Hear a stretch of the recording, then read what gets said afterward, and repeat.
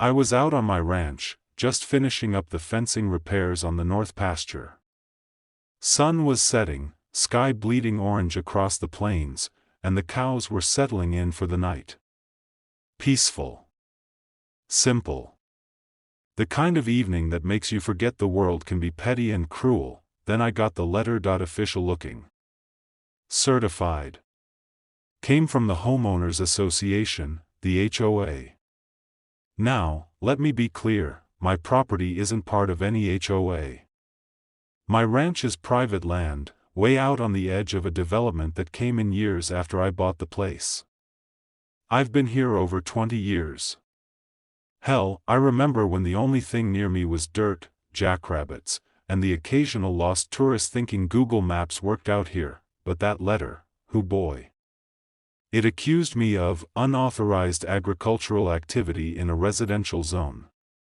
Said my unauthorized livestock, noise pollution, and offensive odors were causing distress to the community. It even mentioned a possible fine per day for non-compliance. I read it twice. Then a third time. I laughed. I mean, come on, I've owned this land since Clinton was in office. What residential zone? This is farmland, but then I saw the signature at the bottom, Karen L. Whitmore, HOA president, and everything clicked. See, I'd met Karen once before. She moved in about a year ago, into one of those shiny, prefab McMansions the developers slapped up just over the ridge. Her backyard just barely brushes against my outer field. When she moved in, she came stomping up my driveway one morning, heels sinking in the gravel, sunglasses so big they looked like satellite dishes. "You really shouldn't let cows graze so close to my property," she said, like it was her divine right to dictate land usage. "They moo at all hours." I told her kindly, and firmly, that this was a working ranch, and had been long before her cookie-cutter house arrived. She scoffed, waved her hand like I was dirt on her Chanel, and walked off muttering something about property values that I hadn't heard from her since, until now. That's when I started digging. The HOA had no right to fine me. I wasn't even under their jurisdiction. But someone was trying very hard to make it look like I was. Multiple reports filed. Complaints sent to the county. Noise complaints, zoning violations, even animal welfare concerns, and each one traced back to Karen. That woman had gone full keyboard warrior. But here's the part she didn't know, what no one in that HOA knew. 10 years ago, a bank auctioned off a big stretch of land behind my ranch. The housing developer that later came in bought most of it. But not all of it. One narrow strip, about 60 acres, got missed in the shuffle. I bought it. Quietly. Legally. Surveyed and recorded.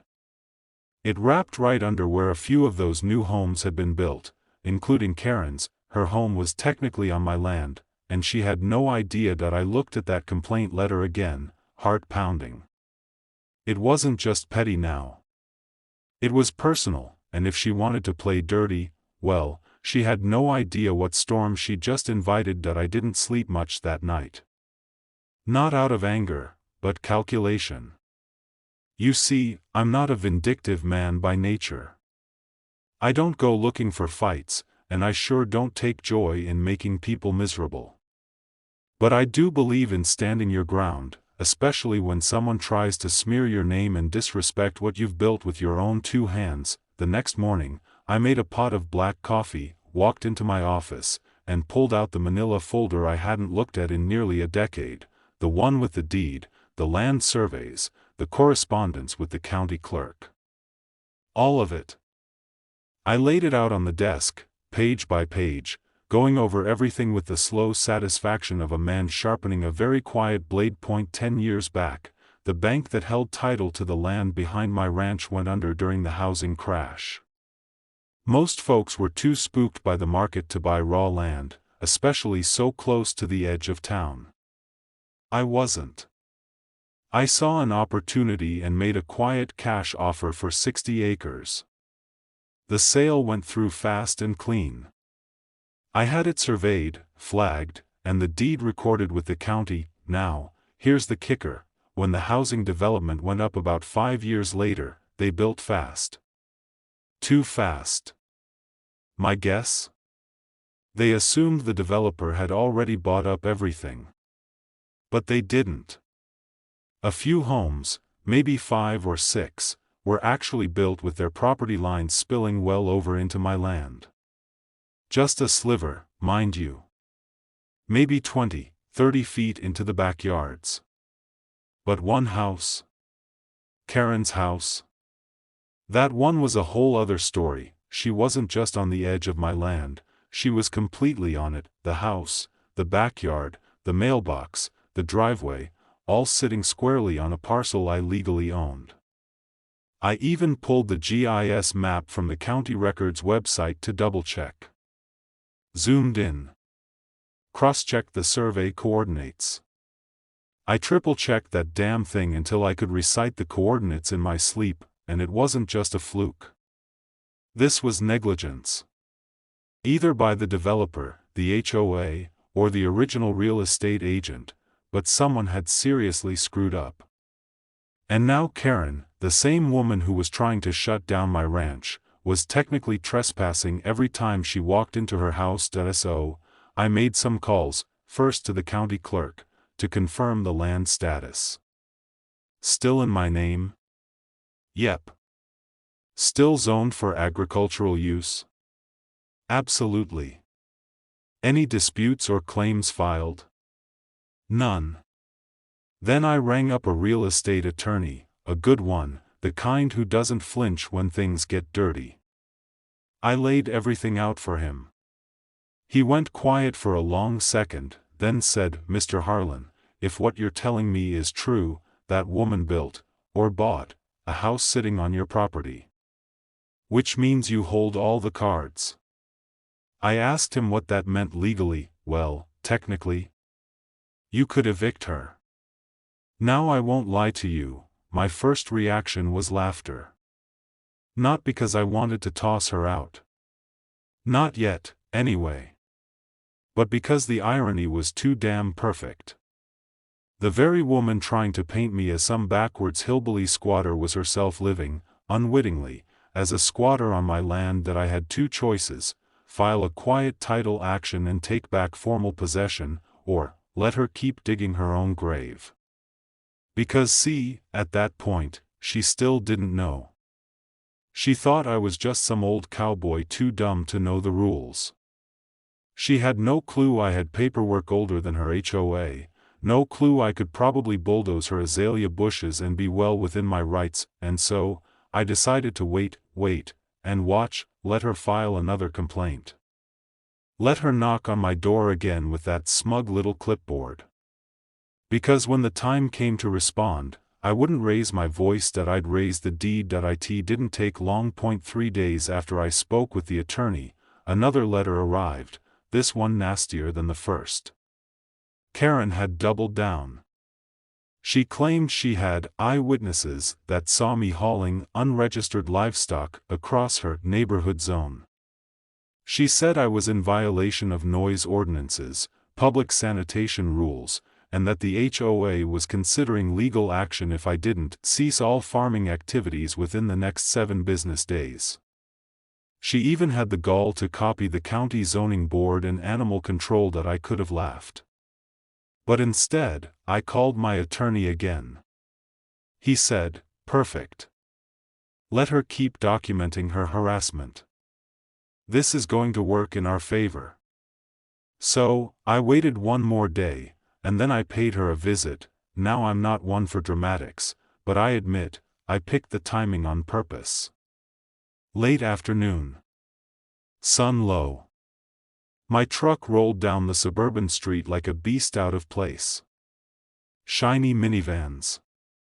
Trimmed hedges. Every house painted in the same 3 shades of beige. Kids on scooters slowed and stared like I was a wild animal.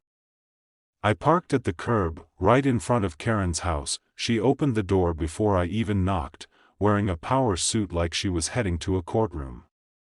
Clipboard in hand, chin tilted just so, lips pursed in anticipation of whatever fight she thought she was about to win. "You've been served," she said, thrusting a folded HOA letter toward me. I didn't take it. I just smiled and said, "I think we need to talk." She crossed her arms. "There's nothing to talk about. You're violating HOA guidelines, and we've got plenty of evidence. You'll be hearing from our lawyer soon." Now, I could have started slow. I could have eased her into it. But I decided to cut to the chase. "Karen," I said, keeping my voice calm, "did you ever look at the deed to this property?" She blinked. "Excuse me?"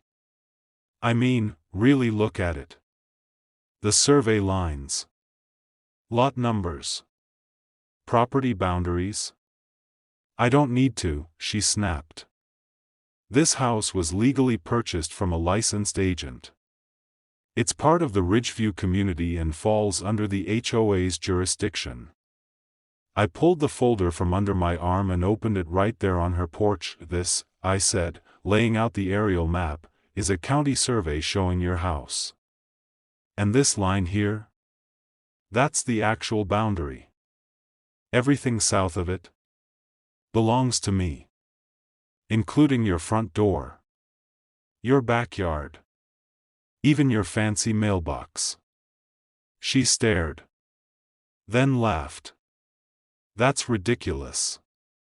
So I handed her the deed. "Recorded 10 years ago. You're sitting on private agricultural land, Karen." "My land." Her smile faltered.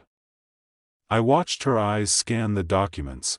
Her hand trembled slightly as she read the highlighted coordinates, the seal from the county office, the dates stamped in big bold letters, April 6, 2015. "I don't believe this," she whispered. "You don't have to believe it," I said. "You can take it up with the county. But before you do, you should know, I already filed a notice of encroachment. My lawyer's prepping a quiet title lawsuit. If I wanted to, I could have you evicted. Today." That's when her mask cracked. She stepped back, voice shaking with a mixture of anger and panic. "You wouldn't dare."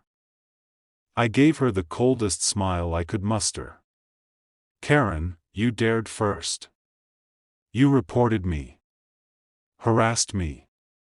Tried to fine me for working land I've owned for 2 decades. You wanted a war. Now you've got one." She stood frozen in the doorway, suddenly realizing the ground beneath her wasn't hers. Not legally. Not anymore. All the power she thought she had, the clipboard, the letters, the HOA seal, meant nothing. Because I had something stronger. I had the land, and she had just picked a fight with the one man who could take her home from under her feet. The days that followed were quiet, eerily so. Karen, once the self-proclaimed queen of the HOA, went radio silent. No more letters. No more visits. The smug confidence that had carried her from porch to porch evaporated overnight. I didn't see her walking her dog. Didn't see her pruning her roses or glaring over the fence. It was like someone had unplugged her. But me? I wasn't done. With my attorney's help, we filed the quiet title action. It's a legal move used when someone wants to clarify or settle a dispute over property ownership, and let me tell you, it has a way of shaking people out of their denial. I included the survey maps, the original deed, dated photographs of the land from before her house was even built. The cherry on top?